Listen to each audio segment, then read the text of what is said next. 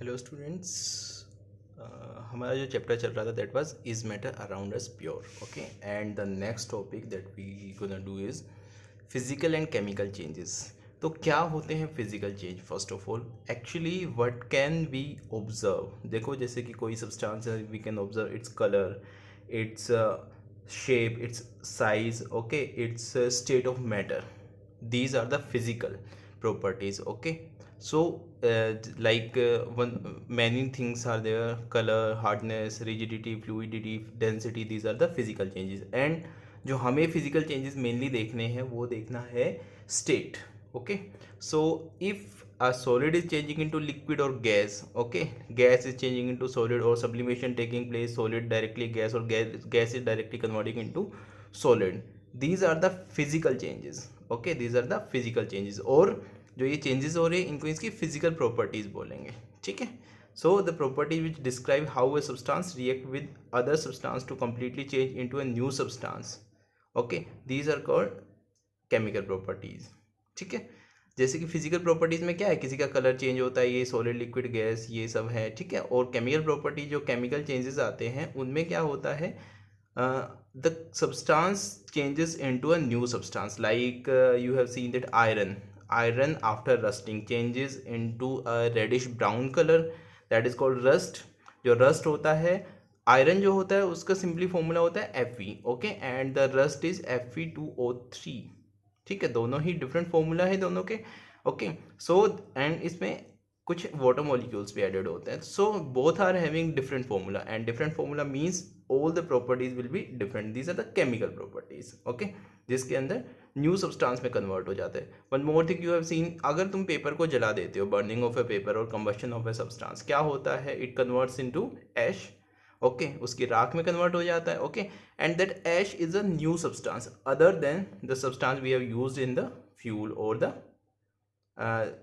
or the substance of which we have done the combustion. Okay, तो paper है उसकी properties अलग होती है, और जो उसकी राख बन जाती है, उसका जो ऐश होता है उसकी प्रॉपर्टी, या फिर उसके अंदर से जो स्मोक निकल रही है उसकी प्रॉपर्टी एकदम डिफरेंट होती है. तो अगर वो कुछ केमिकल, और उसमें ऐसा होता क्या, because the substance reacts with oxygen. Okay, combustion takes place by the reaction of oxygen in presence of heat. हम किसी को जलाते हैं, वो क्या होता है, ऑक्सीजन की रिक्वायरमेंट होती है ना, वो इसलिए होती है. ओके, सो ये है chemical changes. These are the examples of some physical changes like solid into liquid, liquid into gas, or ice into water, water into steam. These are the physical changes. Okay, इनमें इनके chemical nature में फ़र्क नहीं पड़ता. मतलब ice की भी वही केमिकल प्रॉपर्टीज़ होती है, वाटर की भी वही है, स्टीम की भी वही है, क्योंकि तीनों के ही लिए ही एटमिक जो मॉलिक्यूलर फॉर्मूला है that is H2O. Okay, during chemical change अभी बताया था, like iron on rusting it converts into iron oxide. Okay, and this iron oxide, और फेरिक ऑक्साइड भी बोलते हैं इसको, ferric oxide is a different substance. Iron is different, oxygen is different, means its properties do not resemble with iron और oxygen. Okay, okay, on the basis of chemical properties, we are not talking about physical properties. On the basis of chemical properties, a matter is divided into these parts. One is pure and second is impure. Impure जो होता है that is mixture. Mixture we have done already. Okay, homogeneous and heterogeneous mixture दोनों ही हमने कर लिए हैं. But in case of pure substances there are two kind of substances. One is element and second one is compound. देखो simple सी बात है, elements क्या होते हैं, elements are those molecule in which all the atoms are of same kind. जैसे कि O2, two oxygens are there, N2, two nitrogens are there, two hydrogen, two chlorine, O3 oxygen. Okay, हर एक जितने भी substance है, like this is oxygen, उसमें only and only oxygen atoms है. Nitrogen में only and only nitrogen atoms है, इसके अंदर ओनली हाइड्रोजन एटम्स है. So these are the pure form. Okay, means उस एटम की प्योर फॉर्म है. So an element is the purest form of a substance consists of same kind of atoms. Okay, ये सारे क्या हैं, atoms हैं. अगर कोई कंपाउंड है जिसमें डिफरेंट काइंड ऑफ एटम्स होते हैं तो उसको हम कंपाउंड बोलते हैं. कोई सब्सटेंस जिसमें डिफरेंट काइंड. तो अगर हम सेम काइंड की बात करें तो elements are divided into three parts: metals, non metals and metalloids. Okay, ये मेटल्स क्या होते हैं, नॉन मेटल्स एंड मेटलॉइड्स क्या होते हैं, इनके बारे में तुम लोग ऑलरेडी 8th क्लास में पढ़ चुके हो. ठीक है, एक छोटी सी चीज़ बता देता हूँ तुम्हें रिवीजन के लिए। मेटलॉइड्स जो होते हैं उनकी property metals and non metals के इन बिटवीन होती है। जैसे कि मेटल्स के बारे में हमने क्या पढ़ा था, they are malleable, they are ductile, they are good conductor of electricity, okay, they are sonorous. तो ये जो मेटलॉइड होते हैं उनकी कुछ प्रॉपर्टी मेटल से और कुछ नॉन मेटल से रिजेंबल करती है, मीन्स उन दोनों की बीच की प्रॉपर्टी होती है इनमें। The examples of metalloids are boron, silicon, germanium. ये तीनों एग्जाम्पल बहुत इंपॉर्टेंट है, याद कर लेना, okay. These are the examples of metalloids, okay. Then after elements जो हैं, देखो पीरियोडिक टेबल तुम लोगों ने देखी होगी, तो उस पीरियोडिक टेबल में मैं दिखा भी देता हूँ तुम लोगों को। दिस इज पीरियोडिक टेबल, जिसमें सारे जो एटम्स होते हैं उनकी अरेंजमेंट है according to their atomic number, मतलब उनके अंदर कितने इलेक्ट्रॉन्स हैं। ये सब तुम्हें मैं बाद में बताऊंगा, लेकिन अभी ये समझो इसमें लगभग सारे एलिमेंट्स हैं, ठीक है। तो देखो टोटल 118 एलिमेंट्स होते हैं पीरियोडिक टेबल में, okay. These are the elements, okay. 92 elements are naturally occurring, means वो नेचर में मिलते हैं, and rest of the elements are man made, means जो नेचर में नहीं मिलते, इंसान ने खुद बनाए हैं, ओके। 92 तो कैसे हैं, नेचुरली अकरिंग है, ओके। इसमें जो मर्करी एंड ब्रोमीन है, they are in the liquid. जो 118 एलिमेंट्स हैं इनमें सिर्फ mercury in the metals and bromine in the non metals are the elements which are found in the liquid state at room temperature. जो room temperature होता है, normal temperature होता है, उसके ऊपर सिर्फ यही दोनों ऐसे होते हैं, they are found in the liquid form. याद रखना ये बात। Caesium and gallium melts at about 303 kelvin. देखो 303 केल्विन कितना होता है, 303 केल्विन अराउंड 30 डिग्री सेल्सियस होता है, ठीक है। तुम कैलकुलेट कर लेना। तो उसके अकॉर्डिंग ये क्या है, ये भी जल्दी ही मेल्ट हो जाते हैं, means they are very soft. Then after, ये तो था एलिमेंट्स के बारे में। कंपाउंड्स क्या होते हैं, कंपाउंड्स मैंने अभी बताया, they are formed by the combination of elements, like hydrogen is an element, chlorine is an element, when they combine together they are forming HCl। HCl is a compound। देखो HCl pure नहीं है, क्योंकि इस HCl में hydrogen and chlorine they are different kind of atoms, okay. वो दोनों एक चीज़ में है। H2O है, उसमें ऑक्सीजन एंड हाइड्रोजन दो तरह के एटम्स है, it's not pure, okay, purest form, okay. So it is a compound, this is not an element. These are the elements, hydrogen, chlorine, hydrogen and oxygen, these are the elements, they combine together to form compounds, okay। now what are the differences between compound and mixture, okay। mixture तो हमने पहले ही कर लिया था। अच्छा एक और बात देखो, इनमें जो कंपाउंड की बात करते हैं, कंपाउंड जब बनते हैं, hydrogen, one hydrogen, this is hydro H2 and one Cl2, okay, they are combining together to form HCl, means with one chlorine only one hydrogen is being attached. ऐसा नहीं है कि हमने एक क्लोरीन ले लिया, दो, जैसे कि अगर हम ये बनाना चाहें H2Cl, तो ये पॉसिबल नहीं है कि एक क्लोरीन के साथ दो हाइड्रोजन हो जाए, okay.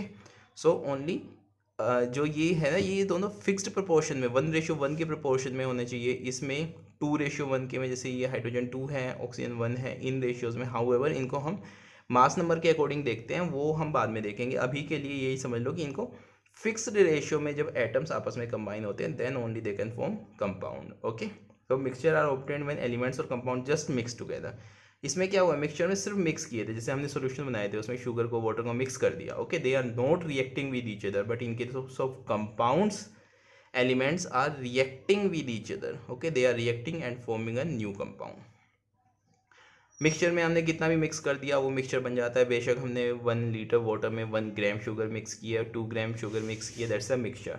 But in case of compounds there should be simple proportion, okay, definite proportion होना चाहिए। मैंने अभी बताया था डेफिनेट रेशियो में ही 1:1 में ये कंबाइन होंगे, 2:1 में ये कंबाइन होंगे। कोई और एग्जांपल लेंगे उसमें उसके रेशियो के अकॉर्डिंग कंबाइन होंगे, ठीक है। तो ये अलग अलग रेशियोज में कंबाइन होते हैं, इनका फिक्स्ड रेशियो होता है कंपाउंड्स का, ओके। मिक्सचर में क्या होता है, देखो मिक्सचर में शुगर और वाटर, जैसे हम फिर से वही एग्जांपल लेते हैं, तो शुगर का अपनी प्रॉपर्टी होती है, वाटर की अपनी। तो मिक्सचर के अंदर दोनों ही कंपोनेंट अपनी अपनी प्रॉपर्टीज़ दिखाते हैं। मींस वाटर है वो लिक्विड फॉर्म में अपनी प्रॉपर्टी शो करेगा, और जो शुगर है उसका जो स्वीटनेस होती है वो अपनी प्रॉपर्टी शो करेगा। लेकिन कंपाउंड में क्या होगा, हाइड्रोजन की अपनी प्रॉपर्टी होती है, क्लोरीन की अपनी, लेकिन जब दोनों मिक्स हो गए तो एक नई ही चीज़ बन गई। इसकी प्रॉपर्टी ना इससे मैच करेगी ना इससे मैच करेगी, इसकी अपनी अलग ही प्रॉपर्टी होगी, okay. The new substance form has different properties. Okay, the constituents can be separated by physical methods. देखो हमने सिंपल मेथड से इनको अलग कर सकते हैं, जैसे कि फिल्ट्रेशन कर दिया, ऑपरेशन कर दिया, लेकिन ये जो सब्सटेंसेस होते हैं, एक बार कंपाउंड बन गया, उस कंपाउंड से वापस से उसके एलिमेंट बना पाना बहुत ही मुश्किल होता है। सिंपल जो टेक्निक्स होती हैं उनको, सिंपल टेक्निक्स मीन्स तुम लोगों ने डिस्टिलेशन किया होगा, सोल्ट को वाटर से अलग करने के लिए क्या किया, उसको रख दिया और वाटर एवापोरेट हो गया, सोल्ट सोल्ट उसमें बच गया। तो इस तरीके की या फिल्ट्रेशन कर दी, इस तरीके की सिंपल प्रॉपर्टीज़ हम इसमें यूज़ नहीं, सिंपल मेथड्स हम यूज़ नहीं कर सकते किसमें, in case of compounds, to make it again the elements. Okay,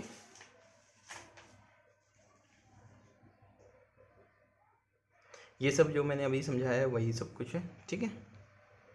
then after देखो कुछ हमें सेपरेशन टेक्निक्स करनी है। यहाँ तक सीबीएसई के अकॉर्डिंग सिलेबस खत्म हो जाता है, लेकिन कुछ एक्स्ट्रा करना है हमें इसमें, ठीक है। Separation techniques, first of all जो सेपरेशन टेक्निक तुम छोटी क्लासेस में कर चुके हो, जैसे इंक प्लस वाटर है, सोल्ट प्लस वाटर है, तुम्हें उनको सेपरेट करना है। तो how will you separate them, we will heat it. Heat करने से क्या होगा, जो वाटर वो पार्टिकल है वो तो सारे एवापोरेट हो जाएंगे, ठीक है, और क्या बच जाएगा, सिर्फ इंक या फिर सोल्ट, कुछ भी ले रखा है हमने, वो इसमें बच जाएगा। तो इस तरीके से हम उसको सेपरेट कर सकते हैं, ठीक है।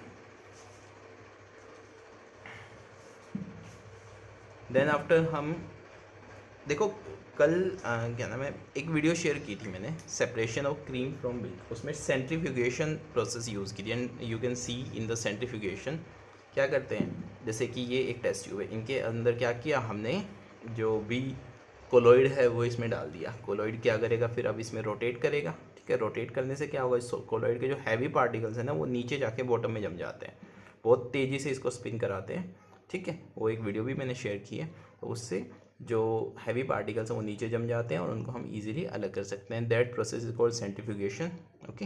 And this method is used in the blood and urine test, used in the dairy में भी, जैसे कि फैट कैलकुलेट करने के लिए भी इसको यूज़ किया जाता है, ठीक है। वॉशिंग मशीन में जो ड्रायर होता है, ड्रायर देखो जो होती है सेमी ऑटोमेटिक वॉशिंग मशीन, उनके अंदर ड्रायर होता है। ड्रायर क्या करता है, उसके अंदर जो गीले कपड़े होते हैं वो ऐसे रोटेट करता है, और जब वो रोटेट करता है तो उसका जो वाटर होता है वो सेंट्रीफ्यूगेशन की वजह से वो उससे सेपरेट हो जाता है क्लोथ से, ठीक है। ये है नेक्स्ट है separation of to immiscible liquids. Immiscible liquids को कैसे सेपरेट करेंगे, देखो ये दोनों इमिसिबल लिक्विड है, हमने क्या किया, एक this is called separating funnel, ये जो है ना दिस इज सेपरेटिंग फनल, हमने दोनों डाल दिए, like we have added water into oil, okay. तो एंड यू नो, जब भी तुम ऐसा करके देखोगे, जो ऑयल होता है it will float and water will get down, okay, नीचे सेटल हो जाएगा वाटर। अब क्या करना है, ये जो नोब है ना, यहाँ से ये घर में जो एक नल होती है, एक ठूठी होती है, उसकी तरह ओपन होती है ये, ठीक है। तो जो हम टैप को ओपन करेंगे, तो टैप को ओपन करने से क्या होगा, सबसे पहले वाटर जो नीचे है वो यहाँ से नीचे आ जाएगा, ठीक है। हमने वाटर को कलेक्ट कर लिया भाई, इसको तब तक खोलो जब तक ये वाला जो लेयर है ना ये यहाँ तक नीचे ना आ जाए, ठीक है। वाटर कलेक्ट कर लिया, अब देखो क्या हुआ, ये अलग हो गया, वाटर अलग हो गया। तुम इसको डायरेक्टली फिर क्या कर सकते हो, दूसरे जो भी कंटेनर है उसमें इसको कलेक्ट कर सकते हो। तो हमने इनको अलग अलग से कलेक्ट कर लिया। This is the separation by separating funnel, okay. It is done in case of to immiscible liquid. अगर वो मिसिबल नहीं है, अगर वो मिक्स हो गए तो हम दूसरी टेक्निक यूज़ करेंगे, ठीक है।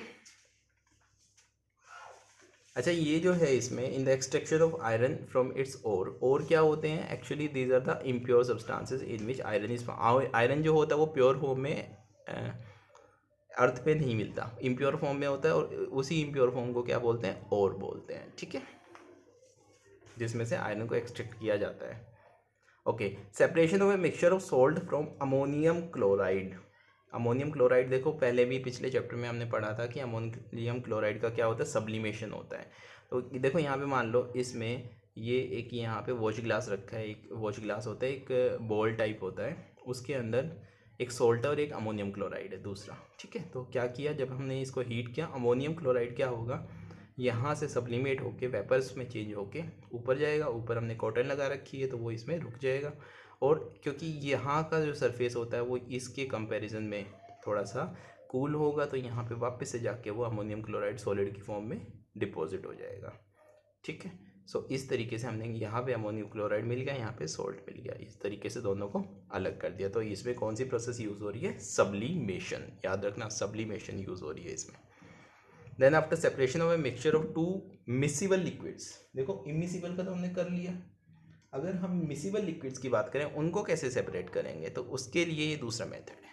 Okay, this is called distillation method और fractional distillation method. Okay, like हम लोगों ने मान लो इसमें टू लिक्विड्स ले लिए, one is acetone, second is water. Okay, the boiling point of acetone is about 56 degree Celsius and that of water is 100 degree Celsius. Okay, हमने क्या किया, यहाँ पे ऊपर थर्मोमीटर लगा रखा है और इसको टेम्परेचर को नीचे फ्लेम से राइज़ किया, और राइज़ करने पे कितना टेम्परेचर देखा कि 56 डिग्री के आसपास टेम्परेचर आ गया। तो क्या होगा, वाटर तो बॉईल होगा नहीं, ओनली एसीटोन बॉईल होगा। अब एसीटोन इसमें से बॉईल होगा तो एसीटोन के जो वेपर्स हैं वो कहाँ जाएंगे, इसके थ्रू। Okay, this is condenser. Condenser means water is there. Okay, water क्या कर देगा, उसको कूल कर देगा, जो वेपर्स थे कूल होके वापस से अपनी लिक्विड फॉर्म में चेंज हो जाएंगे and they can be collected in this beaker. Okay, acetone पहले और 100 डिग्री टेम्परेचर तक जाके कहाँ क्या होगा, वाटर एवापोरेट होगा। तो वाटर एवापोरेट होने से पहले पहले सारा का सारा एसीटोन हमने यहाँ पे कलेक्ट कर लिया, इसको टेम्परेचर को चेंज नहीं होने दिया, 56 से 60 तक ही रखा। ठीक है, बट इसमें एक याद रखना ये बात, देखो ये 100% एक दूसरे को, कुछ ऐसे सॉल्यूशंस होते हैं जिनको 100% एक दूसरे को अलग नहीं किया जा सकता, वो तुम बहुत बड़ी क्लासेस में पढ़ोगे, जिनको एजियोट्रोप्स बोलते हैं। ठीक है, लाइक अल्कोहल और वाटर को हम कभी भी 100% अलग नहीं कर सकते, 99.9% तक भी अलग कर सकते हैं, but not 100%। Okay, by this process. चलो वो बात की बात है, अभी तुम ये प्रोसेस इसमें यूज़ कर सकते हो इन case of two miscible liquids. But जो मिसिबल लिक्विड्स हैं ना, उनके बीच में टेम्परेचर डिफरेंस भी होना चाहिए। बेशक तुम अपने नोट्स में लिख सकते हो the temperature difference should be 25 degree Celsius, like the boiling point of acetone is 56 and that of water is 100 degree Celsius, so there is a difference of 44 degree Celsius. तो इनफ है, मैंने बताया था कि एटलीस्ट 25 होना चाहिए, तो 44 तो काफ़ी अच्छा है। Okay, in only such cases we can separate the liquids. यही डिस्टिलेशन प्रोसेस जो है, थोड़ा सा इसको कॉम्प्लिकेटेड करके, मतलब थोड़ा सा कॉम्प्लेक्स इसका डायग्राम होता है, वो हम किस में यूज़ करते हैं, गैसेस में। जैसे कि डिफरेंट गैसेस है, उन सबको फ्रीज कर दिया, और उसके बाद जिस गैस का बॉइलिंग पॉइंट पहले आ जाता है वो अलग हो जाएगी, फिर दूसरी का, फिर तीसरी का। तो इस तरीके से हम गैसेस को भी एक दूसरे से अलग कर सकते हैं with the help of fractional distillation process. Okay,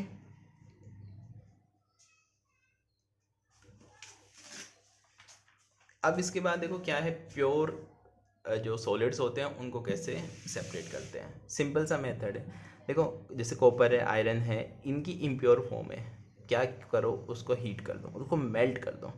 तुम लोगों ने वैसे भी देखा होगा, कुछ चीज़ें मेल्ट करने के बाद जब हम उसको वापस से कूल करते हैं, तो आयरन के जो पार्टिकल्स हैं ना, सारे के सारे आपस में एक दूसरे से कंबाइन होके, ओके, और क्रिस्टल की फॉर्म में, क्रिस्टल फॉर्म में means in a regular arrangement all the particles of iron और copper whatever we are taking, ठीक है, वो उसमें अलग हो जाएंगे। तो यहाँ पे मेनली पूछा जाता है क्वेश्चन, कॉपर सल्फेट से कॉपर को कैसे अलग कर सकते हैं। ठीक है, तो मतलब कॉपर क्या होगा, उसमें जब कूल होता है वो जो मेटल पार्टिकल्स है वो क्रिस्टलाइज हो जाते हैं और वो बिल्कुल सेपरेट हो जाते हैं rest of the molten form से।